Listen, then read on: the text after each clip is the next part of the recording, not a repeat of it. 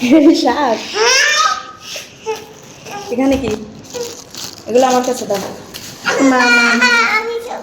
রান্নাঘরের জানালা দিয়ে চোখ দুটো বাহিরে চলে গেলে আর ওখান থেকে ফিরানোর মনেই থাকে না। যাই হোক, আজকে রান্না করতেছি ভেন্ডি, আলু আর চিংড়ি মাছের একটা তরকারি। সকালবেলা রুটি ভাজতে গিয়ে জানালা দিয়ে তাকিয়ে দেখি প্রচুর বৃষ্টি হচ্ছে। এই যে দেখেন, আমি আগেই ভাতটা বসিয়ে দেবো, সেজন্য চালটা আগে ধুয়ে নিতেছি, কারণ সব কাজের আগেই আমি ভাতটা বসিয়ে দিই যাতে ভাতটা দ্রুত হয়।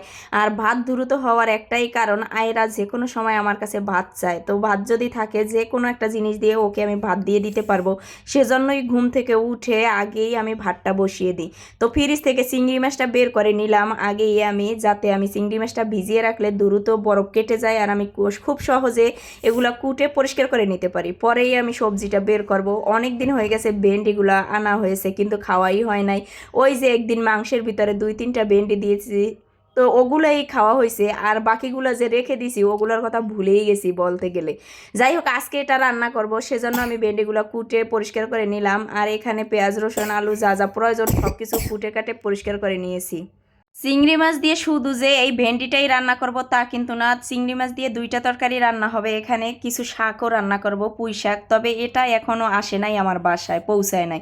একটু পরে আমি বাসাতে আসা মাত্রই ওর বাবা, আয়রার বাবা ফোন করে যে আমাকে যে ছেলে আর মেয়ে কিন্তু শাক আর আম নিয়ে গেছে, ওরা সিঁড়ি বেয়ে এতগুলা আম নিয়ে উঠতে পারবে না, দ্রুত নিচে চলে আসো।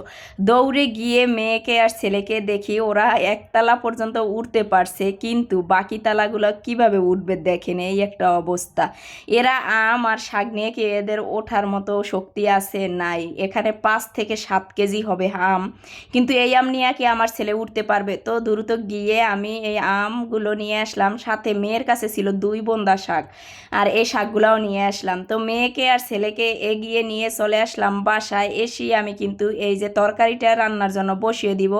আগেই যেহেতু সব কিছু আমি কেটে কুটে রেডি করে নিয়েছিলাম, তো তরকারি রান্না করতে তেমন সময় লাগবে না।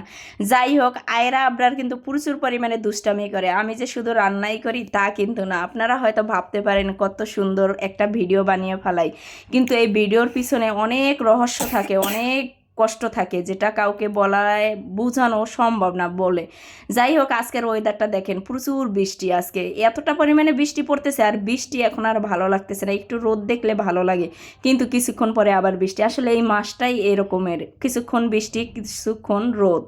খেতে কিন্তু অনেক মজা ছিল আজকের তরকারিটা। ভেন্ডি এভাবে কেউ কখনো রান্না করে খেয়েছেন? আমি কিন্তু মাঝে মধ্যে খাই। যাই হোক, ভাজি খেতে রেগুলার ভালো লাগে না, সেজন্যই মাঝে মধ্যে এভাবে খাওয়া।